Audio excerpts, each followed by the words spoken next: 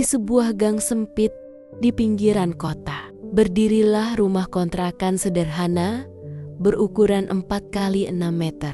Dindingnya dari papan kayu yang mulai kusam, atap sengnya berkarat di beberapa bagian. Di dalam rumah itu tinggal Bagas, seorang pemuda berusia 24 tahun bersama ibunya, Bu Siti, wanita parubaya yang tubuhnya mulai membungkuk. Setiap pagi, suara ayam kampung dan riuh kendaraan dari jalan besar menjadi alarm alami bagi mereka. Bagas biasanya bangun lebih cepat, menyalakan kompor minyak yang sudah aus, lalu menyiapkan teh hangat untuk ibunya. "Bu, sarapan dulu ya, aku berangkat agak pagi, soalnya mau nyabutin rumput di taman belakang rumah."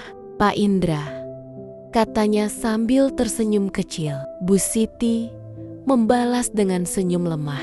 "Iya nak, hati-hati di jalan. Jangan lupa makan siangmu." Hidup mereka memang sederhana. Kadang hanya makan nasi dan sambal terasi menjadi menu utama, tapi tak pernah ada keluhan dari mulut keduanya. Sejak ayah Bagas meninggal 5 tahun lalu, mereka berdua berjuang bersama. Saat itu, ayahnya meninggal karena kecelakaan kerja di proyek bangunan. Sejak saat itu, Bagas menggantikan posisi sebagai kepala keluarga. Bagas bekerja sebagai tukang kebun di rumah Pak Indra, seorang pengusaha properti yang tinggal di kawasan perumahan elit tak jauh dari pusat kota.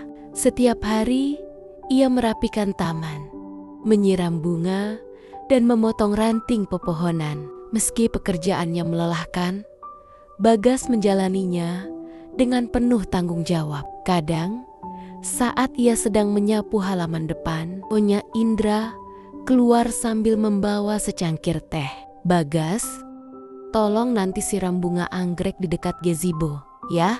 Jangan lupa pakai pupuk cairnya." "Iya Bu, siap," jawab Bagas sopan, sambil menunduk sedikit. Pak Indra termasuk majikan yang baik, tapi tetap tegas soal pekerjaan. Gajinya tak besar, hanya cukup untuk bayar kontrakan, kebutuhan harian, dan sedikit untuk tabungan yang jarang bertambah. Namun, bagi Bagas, yang penting ia bisa menjaga ibunya dan hidup dengan cara yang halal. Seringkali, saat jam istirahat, Bagas duduk di bawah pohon mangga besar di halaman belakang.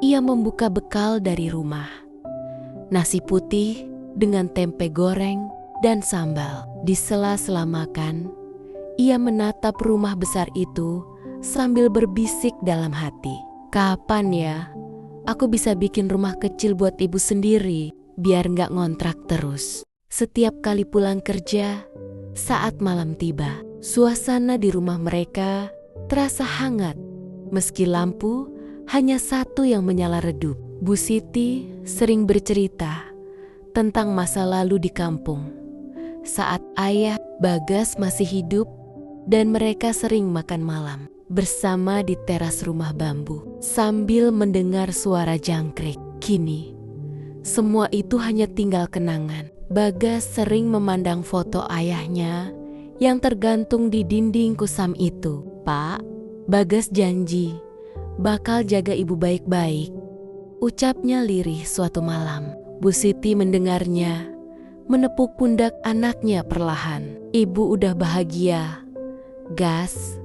Yang penting kamu sehat dan jujur dalam kerja." Namun di balik senyum itu, Bu Siti sering menahan batuk yang tak kunjung sembuh. Ia tak pernah mau ke dokter karena takut biayanya mahal.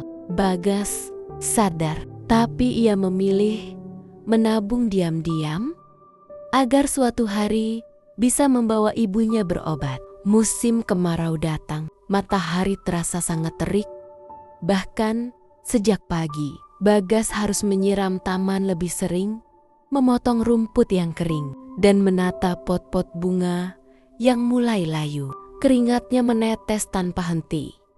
Bajunya basah, menempel di tubuh. Kadang, anak-anak Pak Indra berlarian di halaman sambil tertawa. Sementara Bagas tetap bekerja dengan senyum. Ia tahu, hidup memang tak selalu seimbang. Ada yang bisa menikmati hasil, ada pula yang bekerja di baliknya. Sore itu, Pak Indra menghampirinya. "Bagas, kamu kerja bagus. Minggu depan rumah ini mau ada acara. Tolong taman dibersihkan total." "Ya, siap Pak. Saya kerjakan," jawab Bagas mantap, walau lelah belum hilang. Malamnya, ia pulang dengan langkah berat tapi hati tenang. Ia tahu, esok pagi harus kembali berjuang lagi. Menjelang senja, Bagas duduk di depan rumah sambil menatap langit jingga. Di tangannya ada uang hasil kerja bulan itu. Ia menatap lembaran uang itu lama, lalu berkata pada ibunya, "Bu, bulan ini kita hemat dulu ya. Bagas mau simpan buat berobat ibu nanti." Bu Siti hanya mengangguk pelan, matanya berkaca-kaca. Tapi ia menahan air mata agar anaknya tak khawatir. Suasana hening menyelimuti sore itu. Angin sore bertiup lembut melewati celah pintu. Di kejauhan terdengar azan maghrib. Bagas menatap ke arah langit, lalu berbisik pelan, "Besok pasti lebih baik, asal kita gak menyerah."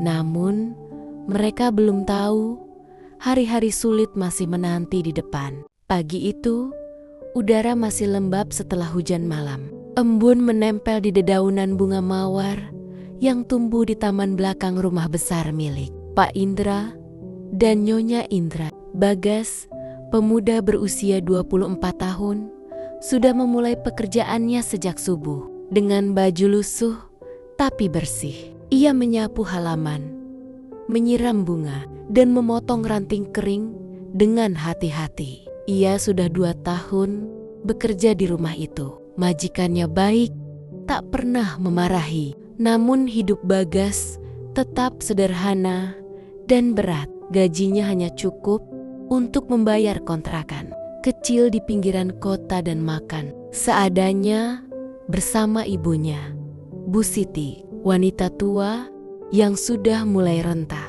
Hari itu terasa berbeda bagi Bagas. Ia beberapa kali menatap jam tangan butut di pergelangan tangannya. Hari ini hari ulang tahun ibunya, dan ia ingin memberikan sesuatu, sekecil apapun, untuk membuat sang ibu tersenyum. Namun ia tak punya uang lebih. Semua sisa gaji disimpannya di kaleng biskuit tua, tabungan kecil untuk biaya berobat ibunya yang batuknya belum sembuh. Sambil berdiri di tengah taman, Bagas menatap bunga mawar merah muda yang mekar sempurna. Kelopaknya masih basah oleh embun. Indah seperti senyum ibunya dulu saat masih kuat bekerja. Bagas menarik napas dalam, lalu melangkah menuju pintu belakang rumah besar itu. "Permisi Nyonya," ucapnya sopan. Nyonya Indra menoleh dari meja makan. Ia mengenal Bagas sebagai anak yang jujur dan rajin. "Ya, Bagas, ada apa?" tanyanya dengan lembut. Bagas menunduk sopan. "Begini Nyonya, saya mau minta izin ambil 1 tangkai bunga mawar di taman. Hari ini ulang tahun ibu saya. Saya mau kasih buat beliau." Nyonya Indra tersenyum hangat. "Oh, tentu boleh." Tapi ia menatap wajah Bagas yang canggung. "Kenapa tidak sekalian beli hadiah kecil? Misalnya makanan kesukaan ibumu?" Bagas terdiam lama. Akhirnya ia menjawab lirih, "Kalau jujur Nyonya, sisa gaji saya bulan ini saya tabung untuk biaya berobat ibu. Batuknya belum sembuh, saya takut tambah parah. Jadi bunga saja cukup Nyonya. Yang penting ibu bisa senang hari ini." Nyonya Indra tertegun, matanya melembut, tersentuh mendengar ketulusan Bagas. "Baiklah, Bagas. Ambillah bunga yang paling indah di taman itu. katanya pelan. Bagas tersenyum lega. Terima kasih Nyonya. Ia kembali ke taman, memotong satu tangkai mawar dengan hati-hati, lalu membungkusnya dengan kertas koran. Sementara itu, Nyonya Indra memandangi punggung Bagas dari jendela dapur. Air matanya hampir menetes. Di balik kesederhanaan anak muda itu, tersimpan cinta yang luar biasa besar untuk ibunya. Siang harinya, Pak Indra baru saja pulang dari kantor. Saat makan siang, Nyonya Indra menceritakan semuanya. Bagas itu luar biasa. Ya, dia cuma minta bunga untuk ibunya karena uangnya ditabung buat berobat. Aku sampai gak bisa berkata apa-apa, ucapnya haru. Pak Indra meletakkan sendok perlahan. Anak itu memang rajin.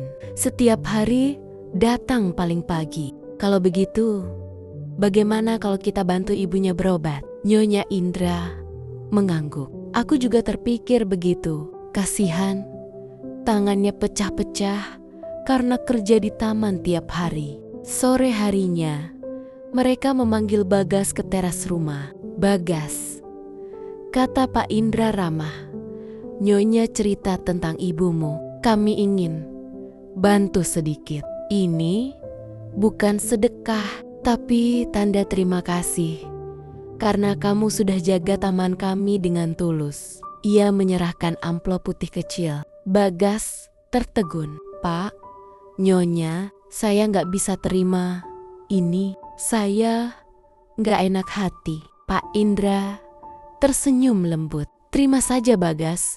Uang itu buat biaya berobat ibumu. Besok pagi, bawa beliau ke klinik di Jalan Melati. Kami sudah bicara dengan dokternya. Suara Bagas bergetar. Terima kasih banyak Pak, Nyonya. Saya nggak tahu harus bilang apa. Semoga Allah balas semua kebaikan Bapak dan Nyonya. Malam itu, rumah kontrakan kecil di pinggiran kota tampak hangat. Dinding kayu lapuk, lampu bohlam kuning menggantung di tengah ruangan. Bu Siti duduk di kursi bambu sambil memegang bunga mawar merah muda. Cantik sekali, Nak.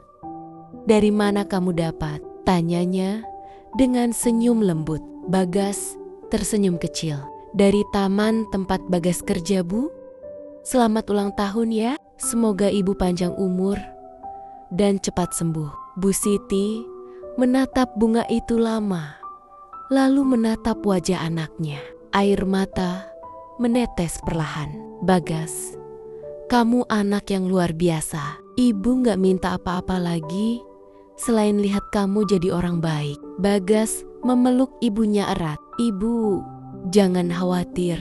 Besok kita ke dokter ya. Ada orang baik yang bantu biaya berobat. Bu Siti terdiam lama, lalu berbisik, masih banyak orang baik di dunia ini. Ya Nak, Bagas mengangguk pelan. Iya Bu, tapi semua kebaikan itu datang karena doa ibu juga. Beberapa minggu kemudian, Bu Siti mulai sembuh. Batuknya perlahan menghilang, wajahnya tampak lebih segar. Ia kembali membantu Bagas menyiapkan bekal sebelum berangkat kerja. Bagas tetap menjadi tukang kebun di rumah Pak Indra. Tapi kini setiap kali ia menyiram bunga mawar, hatinya terasa hangat. Bunga-bunga itu bukan sekadar tanaman, tapi lambang cinta, perjuangan, dan doa. Ia sadar, kebahagiaan tidak selalu datang dalam bentuk besar. Kadang cukup dengan setangkai bunga, seulas senyum ibu, dan niat tulus untuk berjuang.